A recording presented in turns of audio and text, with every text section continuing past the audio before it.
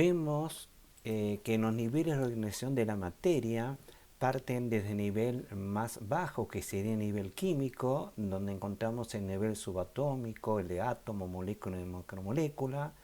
Luego aparece el nivel biológico, con los organelos, las células, tejidos, órganos y sistemas de órganos. Y finalmente el nivel ecológico, donde tenemos población, comunidad, ecosistema y biosfera. Recordemos que cuando se pasa de un nivel de organización al otro, se mantienen las características del nivel anterior, pero aparecen nuevos. Si hablamos de los niveles de complejidad, la vida se organiza en distintos niveles que están bien estructurados y jerarquizados. Como vimos recién, partimos de la célula, el conjunto de células forma un tejido, el conjunto de tejidos un órgano, y así sucesivamente como vimos en el gráfico anterior. Una vez que se organiza y se forma una especie, estos se agrupan formando poblaciones y las poblaciones de distintas especies se van a ir agrupando en una comunidad. En el nivel de organización se organiza la célula a las células de un organismo a su estado vegetativo. Tenemos lo más simple, que es el nivel unicelular, formado por una sola célula, que puede ser móvil o monadal, y el no móvil o cocal. Acá tenemos ejemplos de algos. Ejemplos. El nivel colonial es el grado de un número de células indefinido que continúa creciendo por división celular, con lo cual produce un aumento de dicho número. El agregado corresponde a varias generaciones. Esto es importante que lo tengan en cuenta. También tenemos el nivel monadal o móvil, y también tenemos el ejemplo de nivel cocal o no móvil.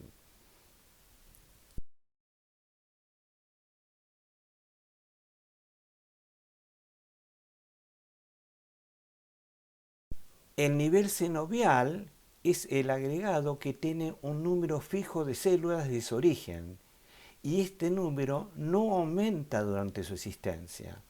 El agregado corresponde a una sola generación.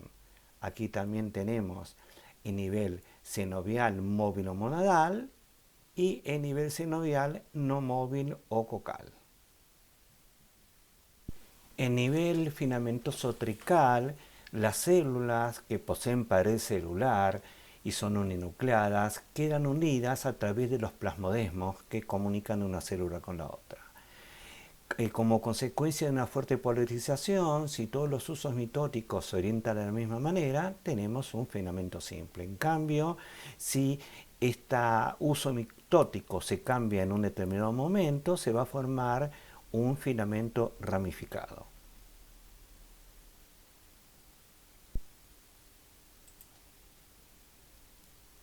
Acá vemos de izquierda a derecha cómo una célula se da dividiendo por mitosis, manteniendo siempre la misma dirección del uso mitótico, con lo cual forma un filamento simple.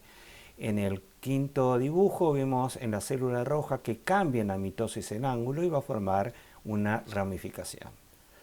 No hay que confundir la verdadera ramificación con la falsa ramificación, que es típico en las cianobacterias. Acá vemos que en realidad no hay una división por cambio del uso mitótico, sino simplemente que se corta el filamento, hay una vaina mucilaskinosa que va a permitir que cuando haga presión en el otro filamento se forme un filamento falsamente ramificado. El sifonal es cuando el talo es alargado y no tiene tabiques, o sea que ese filamento es multinucleado. Ese sería el sifonal propiamente dicho. Pero a veces en ese filamento, en algunas mitosis sí se forman paredes celulares, de manera tal que quedan varias células multinucleadas o cenocitos unidos formando ese filamento. Acá tenemos cómo se forma un filamento sifonal, donde no hay división de la pared celular. En cambio, en el último sí se forma un tabique. El hábito pseudoparenquimatoso, el talo está formado por coalescencia podgénica de filamentos. O sea que esos filamentos se forman de manera independiente y posteriormente, ahí lo de podgénico, se unen.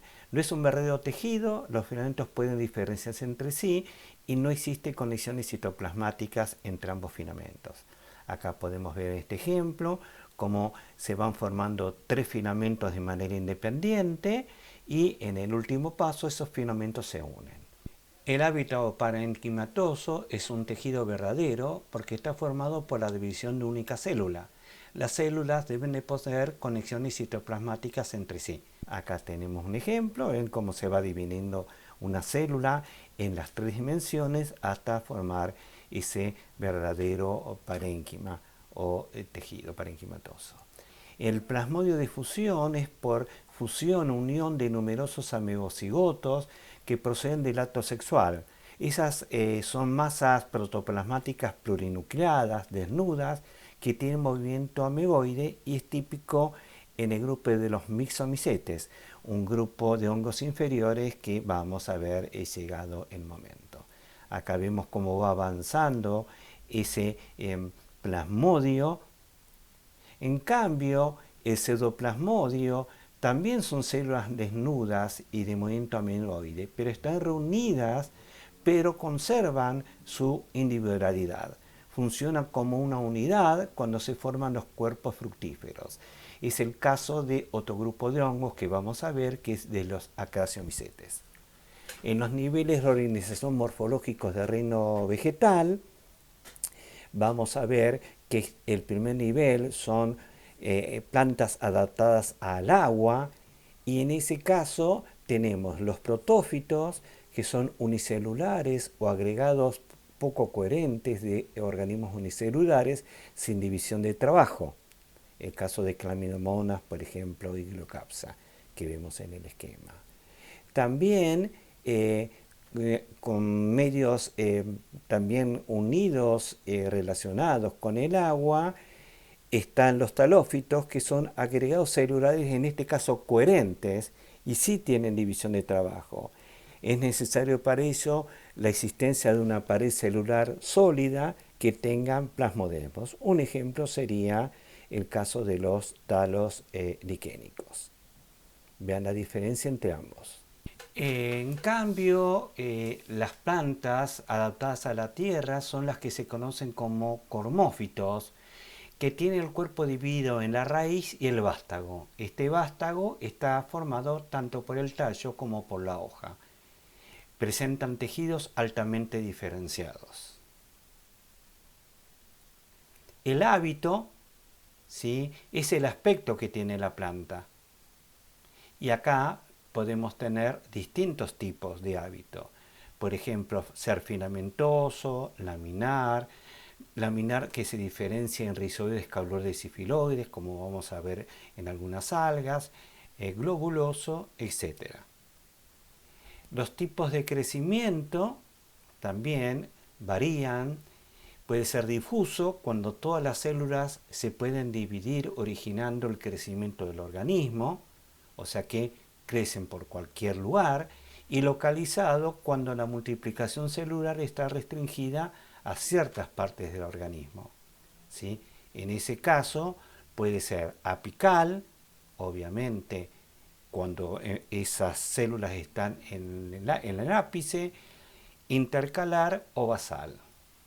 Si queremos diferenciar entre una planta típica y un animal típico, podemos ver que en el primer caso la planta elabora su propio alimento a partir de materia prima con la ayuda de la clorofila. Una de las características es la fotosíntesis. Suele ser inmóvil, acuérdense que estamos hablando de planta típica, no tiene sistema nervioso ni excretor, pero sí puede llegar a sentir estímulos. Usualmente está ramificada con muchas partes similares, el ejemplo de las ramas. Tiene un crecimiento generalmente indefinido. Si en medio lo ayuda, puede crecer de manera indefinida. Y el aumento de tamaño es por regiones limitadas, o sea, los meristemos, que vamos a ver en su momento también. Y la forma y el tamaño es variable, modificado por el ambiente. Y tienen pared celular. El animal típico no tiene clorofila, por lo cual debe ingerir el alimento ya elaborado. Suele ser móvil, al caer algunos que vamos a ver que son sésiles, tienen sistema nervioso y excretor, generalmente son no ramificados y con pocas partes similares, por ejemplo, brazos y piernas, tiene crecimiento definido, aumento de tamaño en todas las partes del cuerpo y la forma y el tamaño es definido, afectado relativamente poco por el ambiente y no tiene pared celular.